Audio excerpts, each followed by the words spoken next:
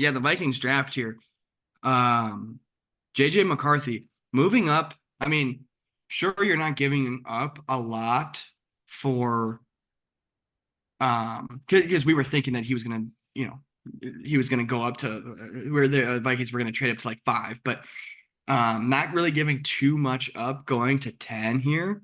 Honestly, do you really think it was even worth going up in the first place? Because Bo Nix was, or the Broncos were set on Bo Nix.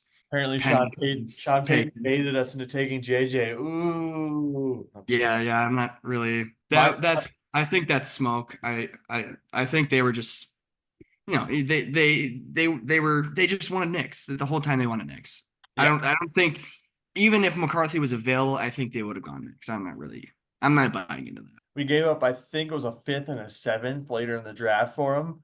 Whereas if we had moved up to try to take Drake May, it probably would have taken both of our firsts this year and probably at least our first next year, maybe the year after that. And even then, that was just a talking point. But What if you're trading up to three, 5 it or was 3? Yeah. Well, three. either way, 3 or 5, you're giving up a lot of Yeah. capital, So and bare minimum, you're giving up Turner pretty I, much. I would much rather move our fifth and our seventh to move up one spot than move our next four first rounders to get up for Drake. Yes. Did I want Drake May? 100%. Of course, everyone wants Drake May. That's why the Patriots took him at 3. But Not everyone wants Drake May, otherwise he would have.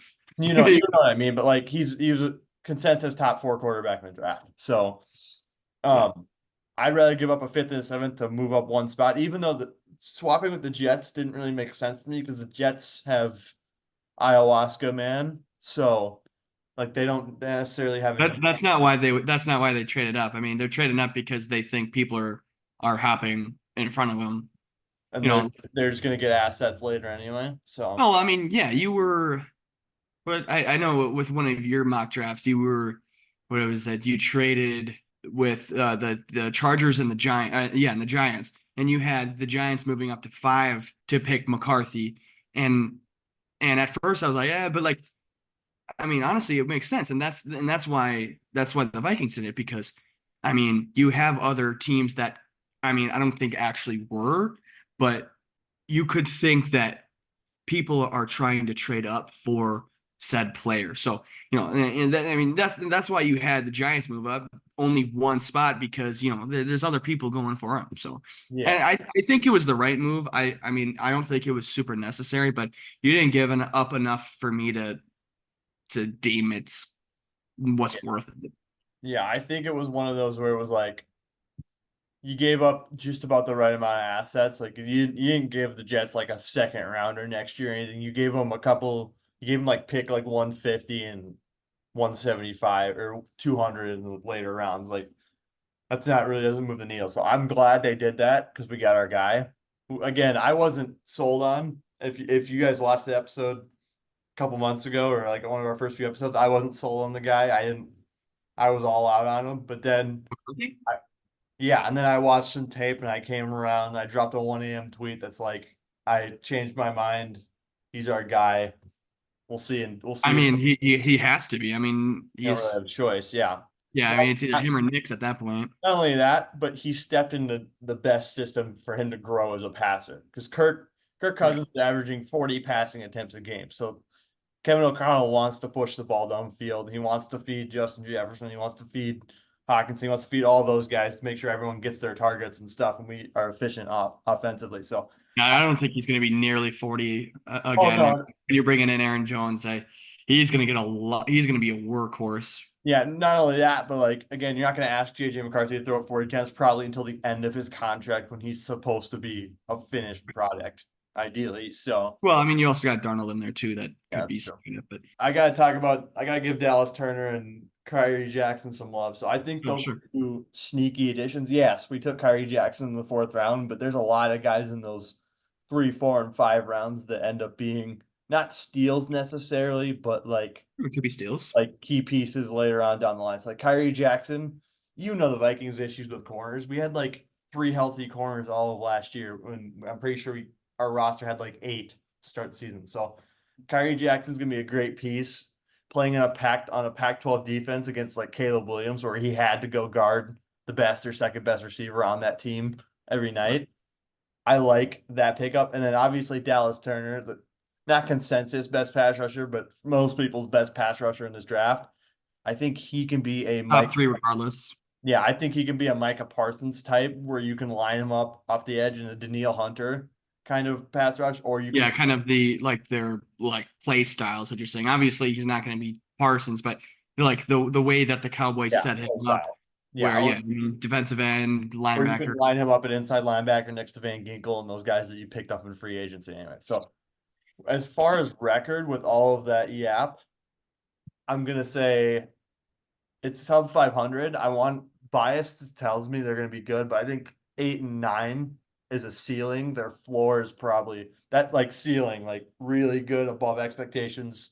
Assuming like Sam Darnold plays the whole season or JJ plays half the season, whatever that might be. So I don't think it's going to make too much of a difference regardless. no, 8 and 9 ceiling. I think 5 and 12 floor. I don't see this team winning less than 5 games, So especially. what's your prediction? Like 7, I'm 10, gonna I'm gonna go 7 and 10. 7, 10. That's fair.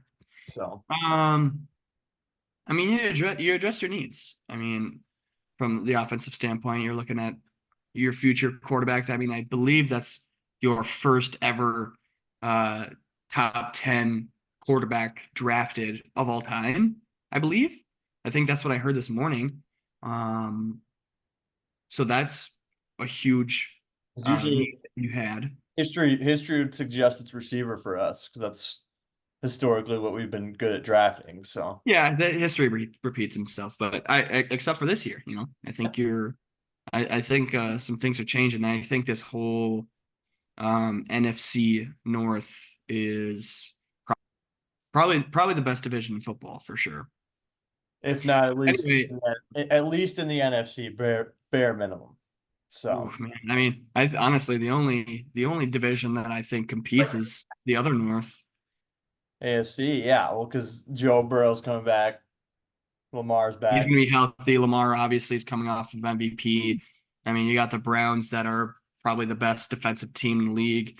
Steelers Steelers, somehow always Steelers over. arguably upgraded at QB. So Regardless, either way, they're always above 500 somehow. So like that's probably your best bet here. So, anyways, with the speak, Viking, I mean, so yeah, we're looking at Dallas Turner here, where we're seeing Daniil Hunter replacement. I think my prediction would probably be some sort of um 6-11, but I think the only reason why I have them that low outside of the obvious still question marks on the defensive end is the quarterback. I mean, I know you drafted someone, but in the next 3-5 years, we could probably be saying something otherwise. But I don't think there is too much to be excited for per season. But I think as far as the future goes, I think there's definitely a bright future. But for now, what did they go last year? Did they go 6-11 last year no, I think we or went seven like and ten? I think we went 7 and 10 I with think it was 7-10. Um, because I remember saying I'm like if Kirk is healthy, how many of those games do we win? How right, are we 10 and 7 versus 7 and 10? right, and I think no, no, I'm not real. I don't really know if you guys. I think you guys split the series with the Bears, so it's tough because the Because they division's getting better, so that's going to make a huge impact on the actual record itself. So I think 6-11 is good. I mean, anywhere between six. I think 6-11 is their floor. I think. I think 8-9 is their nine and what is eight, it, you get peak, whatever. a coin flip game somewhere too. Yeah, Yeah. So I mean, 8-9, 6-11. I think that's kind of where they're going to be. They're what's going your to go. They're going to fall in between those three. Um, if you had to yeah. pick between those four possible outcomes, what do you predict their actual record will be? Well, well, it would be three outcomes between 6-11 through 8-9. But I have them going 6-11 just because our division's Yeah, so good. that's I think that's a yeah. reasonable assumption. Yeah, Yeah, moving on to the Bears here. Yeah, obviously Caleb Williams.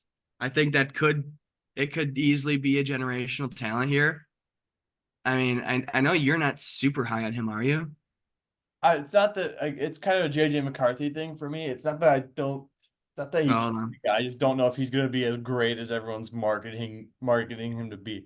And again, we could come back to this in the year 2030, and I could be completely wrong. He could have won 3 Super Bowls, but I just think everybody needs to step, just chill just a little bit. But I'll get more into my Bears rant here later. So I don't know. We'll see. I mean, the talent is there, and that's what I they're mean, they're that's not what teams do. bad. They draft because they see the potential. They're not buying into 1 year, you know. Yeah, they're not going to be bad, but at the same time, they're not going to be like they're not going to go save the city, and they're not going. Caleb Williams isn't going to get the keys to the city in his first year on the job. Like You never know. it's not realistic because you gotta sift through some of that to really see what a player is. But anyways, Yeah, I'll skip. it's not like the NBA where you can be a number one pick in the NBA and make a drastic impact. Yeah, I mean, outside unless your name is CJ Stroud, but I mean CJ Stroud wasn't the only piece to that being an actual success plus playoff win. So yeah, there has to be a lot more that goes into the success of the quarterback. And going to Chicago, it's tough because on paper it is the best possible place for him to go, maybe outside of the Vikings. But it's and I'm gonna keep saying it without any logic behind it. It's the Bears. You know, the last franchise quarterback that they have was what, and it was the Jay Vikings were Cutler I for think like either the 5 years. 50s or the 70s, and the Bears were either the 50s or the 70s, depending on which one it was. They had a But like Jay Cutler insanity run for like 5 years, but whatever, that's I mean he was a good quarterback, but if that's not a franchise guy.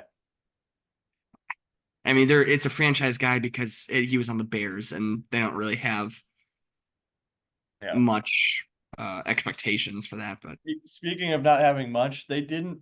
I'm looking at their draft picks. They didn't really do like anything earth shattering. They took an offensive tackle out of Yale. They took the punter from Iowa, and they took an edge rusher from Kansas in the 5th round. Like outside of a Dunze and Williams, it's really hard to evaluate this team because they just took best available, most obscure player. Like they took an Ivy League offensive lineman. They took a punter from one of the worst offenses in the country, and then they took an edge rusher from Kansas who plays in the Big 12 and gets shelled every night. So like it's really hard to evaluate this team outside of a Dunze and Williams. But with that in mind, I think I got a bit of a Bears rant here. I'm not going to go crazy because we don't have time for that, but you're fine. I just need everyone. I'm seeing all the graphics. I'm seeing all the analysis. I'm seeing all the TV hosts pumping this team up. We got to just slow down because like what bothers me the most is they won what 1 game less than the Vikings last year, or one more game than the Vikings last year. Like it's not like overnight they're gonna be again. I could be wrong with it. Could be a CJ Stroud type turnaround where the Texans win 12 games, the Bears win 12 games, but we got to see him take snaps, and I'm already seeing that receiving core of Keenan Allen, DJ Moore, and Rome Dunze be ranked higher than established receiver cores that have been in the league for 3, 4, 5 years. Like again, this is a bit of a homer pick, but they had the Bears up at 2, and they had Justin Jefferson, Jordan Addison, TJ Hawkinson ranked as the ninth best receiving core in the league, which blows my mind. Now, again, there's teams above them that deserve to be above them, but having the Bears second to only the Kansas City Chiefs, who granted the Chiefs are now a lot more dangerous because they have a Tyreek Hill type receiver that they just picked up that the Bills basically gift wrapped them, but We'll I guess see. we'll get to that later. Um, it bothers me that this receiving core is being marketed like it's good when one of those guys just got there after rotting on the Panthers for a couple of years. Keenan Allen is in his mid 30s, and he is just more of a route runner now, as opposed to a guy that's going to take a top off of defense. I don't know. He had one of his best years last year. Yeah, but but he's not gonna run right by you. He's not a speed guy. He's a route running guy. Like he's gonna run a nasty whip route and he's gonna lose you 5 yards in and he's gone. But that's besides the point. And then Rome Odunze, he's gonna be good. I'm not saying he's not, but you've got to stop ranking this receiving core higher until they do something. If they each go for 1,200 yards and Caleb Williams has an offensive rookie of the year season where he clears Drake May or the next best QB by 500-600 yards, then you can start elevating them to tops in the league. But you cannot rank them that high when one of their receivers hasn't taken snaps. One of them is Keenan Allen, who's geriatric, not geriatric, it's a little bit aggressive. And DJ Moore just had his best season. Like, we just gotta. It's a what for you have you done for me lately league, and I haven't seen what they've done for me lately. What's a good season for Keenan Allen then? How many yards are you thinking? I mean, he's still capable of 1,000 yards. So, but again, he's not going to go get it by running by somebody. He'll get it on yak catches where he wins 10-yard out routes and wins slant routes and wins like maybe occasional jump balls. Like, Well, I, so he's certainly capable of yeah, of getting 1,000 yards. I mean, he had almost 1,300 last year. That was like his second best in his entire I'm not entire saying again. I'm not saying career. he's not going to be good. I just don't think he's going to produce the same as what he did with Justin Herbert. Because Justin Herbert made a considered effort to get him the ball as his No, best. the only reason why he wouldn't be producing as much is there's so many mouths to feed. Yeah, that's true. I mean, But I think the reason why they have this, I mean, there's a reason why Roma Dunze was a top 10 pick in the draft. Like this isn't just some sort of yeah, it's not just a rookie. It's a top three yeah, wide receiver in the draft with a very great wide receiver draft. That's a very that's gonna be a very capable wide receiver yeah, going in for Caleb Williams, and that's also the guy that he wanted to over either of the other guys. yeah. And that's my point with who took him. Roma Dunze is going to be that guy that takes the top of defense because he's 22 and has young, fresh legs. So So it's a that perfect combo, I think, and yeah, but it's a deep wide receiver not class, but group, whatever. Like, I'd like to hold on. you're getting four people who are capable of being, at least a second string wide receiver. Yeah, I'd like to point out that notice how you said top three receiver in the draft, not the league, because he's being marketed like he's already a top 10 receiver in the league when he hasn't taken I a don't know. snap. I think that's a little excessive, but Yeah, it's a little bit like we gotta let him develop a little bit. It's kind of like the Caitlin Clark stuff. You just gotta let it happen, let it breathe a little bit. Otherwise it's gonna become a problem. It's gonna be all anyone talks about, and it's gonna take away from like a Jaden Reed masterclass in Chicago or something for your Packers. Like it's just so how are we feeling with the prediction then? they're gonna be at least 2 games better than the Vikings, I think. With all that in mind, like again, they're not gonna. I don't think they win double-digit games, but I think my prediction for them will be 9-8. 9-8. I think You they'll were a have. lot lower a few weeks ago. Yeah, I mean, I've come around on it a little bit, but I'm not gonna go ahead and say they're gonna go win 12 games and compete with the Lions and Packers for the division because it's not. I don't think I've seen anyone talk about that, but Yeah, I think I predict 9-8. Floor would be 7-10, 6-11. Excuse me. okay, so there was about three different types of records that the Vikings could have, in my opinion. Those 6-11, 7-10, 8-9. But with the Bears, it's going to be a lot different here because, I mean, you're getting someone who could either be really good or someone who could be. I mean, obviously he could flop too, right? Yeah. So the Vikings have a a lot tighter window of what they'll actually end up doing. But with the Bears, they could drop us. Dude, I mean, they went 7-10 last year. Let's say he sucks, they could go 6-11. They could do worse than last year. Who knows? Um, but at the same time, they could also go 10-7. They could go 11-6. I think they go 9-8 as well. Um, I think that's my prediction. I think they do a little bit better than what I Yeah. used to think they would. Because I mean, I think I had them 8-9. I don't know, 8-9, 9-8. I think that's kind of where they're at. I did a power rankings that I might throw on this channel soon, where they were in the hunt. That's the term I was thinking of. In the Yeah, hunt, that tier. which is pretty much eighth, ninth best in the NFL. I mean, sorry, in the NFC. So I think the expectations are high long term, but short term, I think we just have them go on the field and play ball and have some fun. Honestly, I So don't I think think they really take this. I don't really think they need to take this season way too seriously. There's it's yeah, I think there's no risk right now. yeah, you'll agree with me here, but I think the reason we have them going 9-8, and you can verify this if you want, but um they went 7-10 with Justin Fields not being able to make reads and a defense that was objectively mid, kind of like my Vikings were. So they improved on that side of the ball. The receiving core is drastically different than what it was last year, and obviously they've got Caleb Williams back there under center. So I see there's no reason why they can't win at least two more games than they did last year. So Right. And the Lions, they hopped over the Packers to get their guy because they were thinking that we were going to get Tyrion Arnold there, which honestly I don't think we probably would have. I think we were sticking with Jordan Morgan regardless. okay, you tell me From what it was at 29 to 24 or 28 to 24, something like that. Jumping a few teams and grabbing their guy Tyrion Arnold. What do you think of him?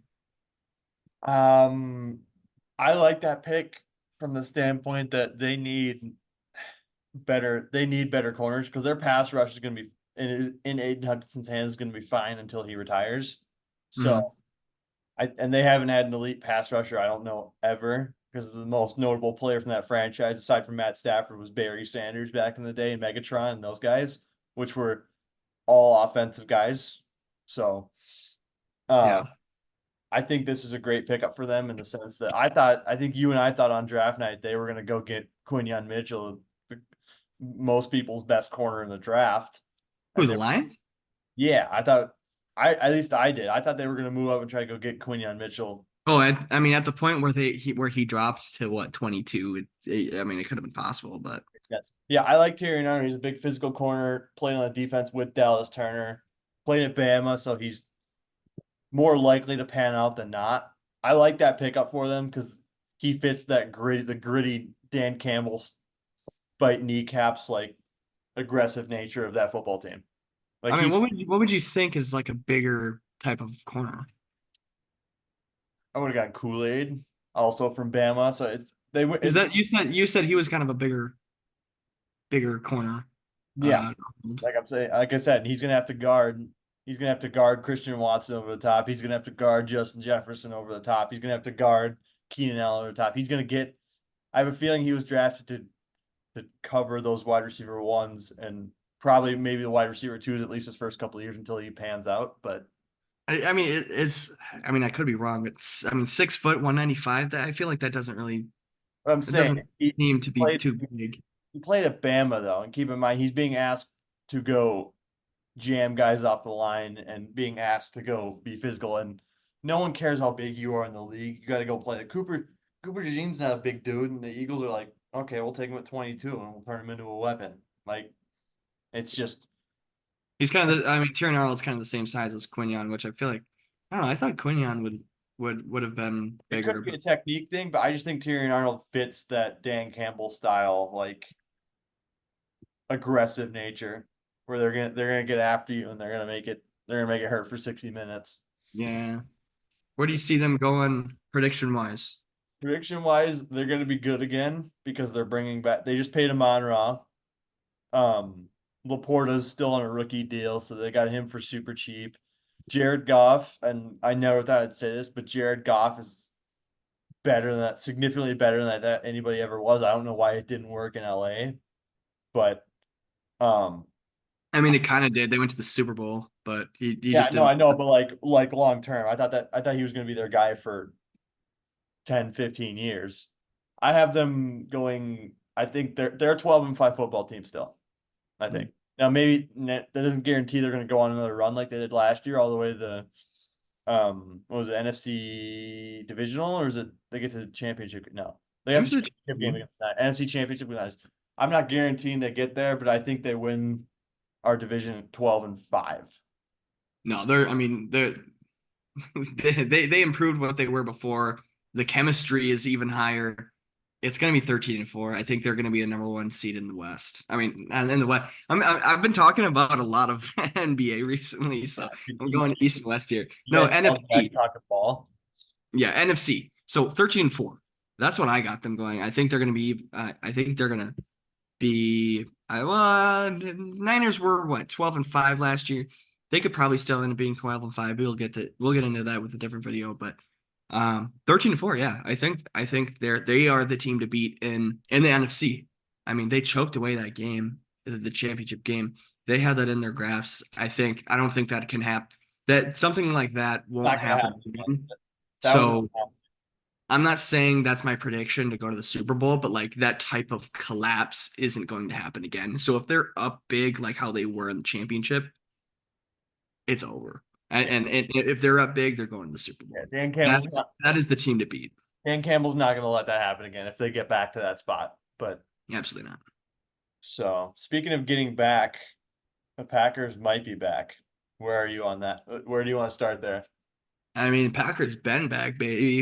I mean, with that master class of a game against the Cowboys. I mean, we're pretty much, I would say, tier 2 as far as how I would look at it with like what I did with my power rankings, where tier 1 I have Chiefs, Niners, and Lions. Only those three, and those I would say would be Super Bowl or bust, pretty much.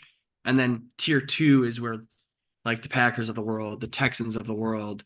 Who else do you think would be in that? Like the Bengals and the Ravens, like so people like that. Teams that are Uh, always gonna kind of be there if they're healthy. right. But people who are will and or should be able to make noise in the playoffs. I don't think those are all teams that have the capabilities of winning more than one game in the playoffs. So, and Packers are included with that. So, I mean, you'd adjust all your needs in the draft, right? Jordan Morgan, Edgerrin Cooper. You got Bullard coming in. So we're getting the safety. We're getting Kalen King even in the 7th round. I mean, You also he used to be like a top 15 pick in the whole draft. So that could be major as well. don't It's not forget a normal Michael guy. Pratt. Don't forget That don't forget our goat Michael Pratt out of Of Tulane. course, Michael Pratt. I mean, he's better than Caleb Williams. I mean, here's the graphic right here. Yeah, That's all I need to know. Right? yeah. So Where were you in Tulane USC? Where were you the viewer when yeah, Tulane USC? exactly. But anyway, like Kalen King. I mean, this guy is very capable of becoming a starting corner in the league, and he was picked 255 in the 7th round. Right? That's a steal. Obviously, we got all the other needs with Oladipo. I think that's how you pronounce it. A couple other O lines in the late rounds here. Obviously, Michael Pratt. Another safety, a couple linebackers. Marshawn Lloyd is. I've been watching some tape on him. I'm getting really hype with him. He's gonna. He's like our pretty much our next Aaron Jones. It's like that type of play style. And when you have that mixed with, obviously Josh Jacobs is already an improvement than what we had before, and that says a lot. And then I believe, what's his name? AJ Dillon. I think he's moving to fullback, which I mean, yeah, is dangerous as hell. he's built for it, so might as Yeah, well. I mean that's probably the best fullback in the league. Like you can't really ask for much more than that. So That we or have like all a three of those. Patrick Ricard at 310 pounds that walks around like this. Yeah, like it's insane. And then obviously we don't have Campbell anymore, so bringing in Edgerrin Cooper, that kind of like a smaller but quicker linebacker that will play all over the field. Like that's going to be a really exciting pick. And Hopefully, obviously Jordan Morgan, people are saying that there's people out there that are already like saying, "Oh, great, this is going to be another, Bakhtiari like multiple Pro Bowler, Hall of Famer type of guy." Which I don't know. I'm starting to believe the hype with Morgan here. I obviously wasn't excited about it at first, um, but I mean, we all wanted DeJean, we all wanted Kool-Aid. But I mean, looking back, the Packers are never going to go with the person that we like the exciting one that we think that they should take, that the one that fell a little bit. They're going to go with their own play style. They're going to go with a guy that not a lot of other people are. It's not an exciting pick, but it's the right pick. It probably is the right pick. like if I was drafting, we ended up with Cooper DeJean, ends up being, he's a white corner. So, I mean, we all know what happens with the white corners, right? So Dude, like he- in 2020, I'm not, if I'm the GM, if I'm Goot, I'm not picking up Jordan Love. Are you kidding me? Especially trading up for him. That wasn't going to happen if I'm there, no, or 99%, 90, probably 100% of Packer fans. You yeah, know, and you just let Goot cook, and yeah. clearly it's working. You know what? I think Edrin Cooper is a sneaky linebacker pick because he'll be able to babysit Quay Walker in the linebacker room. Oh yeah, Quay Walker doesn't have a meltdown on national TV. yeah, and then Edrin Cooper's going to come in and steal his job if need be. So yeah, I'm excited. Top five fastest speed running his NFL career. Yeah, yeah, exactly. So, um, With 11 and 6, line, 11 and 6. 11-6. We got high hopes. We got high hopes this season. 11 and 6 would I think would be their peak. I think their floor would probably be, I don't know, 8 and 9. Maybe they go worse. Maybe Jordan Love has a sophomore slump and they go and they don't even win 9 games. But I mean, obviously I'm a Packer fan, so I'm going higher. I'm going 11 and 6, and I think they're going to be probably what, the 5 seed, considering Lions are going to be 13 and 4 roughly. So And that someone has to win the NFC South, unfortunately. So, uh, yeah, it's going to be the Bucks. I'm not buying into the Kirk uh, Cousins hype. but yeah, at the same time, I see no, unless like you said, there's a sophomore slump and he regresses back to the mean a little bit because 21-1 in your first full season, technically your rookie year, Yeah. is Well, I mean, he didn't go 21 and 1 like the whole season, but he had a stretch of yeah, a stretch where he threw for 21 touchdowns and like one pick. yeah. That doesn't happen that often. Again, and not saying he's not capable of doing it again, but that's a bit of an anomaly. So, with that said, I see no reason why they don't win 10 games. I mean, bare 10 minimum. and I 7. mean, if we go 9 and 8, I mean, let me look at their schedule last year real quick, because there was some losses that was like really uh freaking questionable, because I mean, I think we lost to the Raiders one week. Oh, wait, let me get to O'Connell masterclass. I uh, remember like I think that game go to overtime and they beat you guys in OT. um Remember, I don't know if you guys were on the wrong end of I feel like you guys were on the wrong end of an OT game. I could I be think we wrong. had a couple OT games. Yeah. Yeah, we lost by 4 to the Raiders. We lost to the Broncos. I mean, we almost lost to the Saints, which I have like one of the worst teams in the league next year. Steelers, like, which, I mean, you could argue that should have been a win. Uh, Even the Giants too, Yeah, because we lost to Danny DeVito. so Vikings at 7-10, fourth place. I think the Bears clear them by 2 games. Not sweeping us, but I think the Bears clear them by 2 games. Take third in the division at 9-8. Your Packers will probably, I think Packers will sweep them, which would move them in the second place at 7-10 or 10-7, excuse me. And then the Lions will clear you bozos by 2 games and go 12-5 and win the division. So Wait, we're doing better. We're gonna be doing better this year than we did last year, and you saw what happened on Thanksgiving. well, yeah. Again, that's also an anomaly. That's not happening again. I will die on that hill that you guys will not do something like that again. So out of their 5 losses, you don't think Packers are one of them? You may win, you may beat them again, but I don't think you're gonna steamroll them again. That's not gonna. They're not gonna get steam. You guys might beat them by 10, but you're not gonna beat them by what 30 something like you did in garbage time on Thanksgiving. So yeah, I think we ended up winning by like 7. yeah. Uh, What are your oh, final? yeah. No, I think everyone's gonna have the same opinion on the rankings of this. It's gonna be Lions. I mean, it's gonna be Lions. It's gonna be Packers, or flipped. It's gonna be Bears, and then it's gonna be Vikings at the end. You can't get away from that.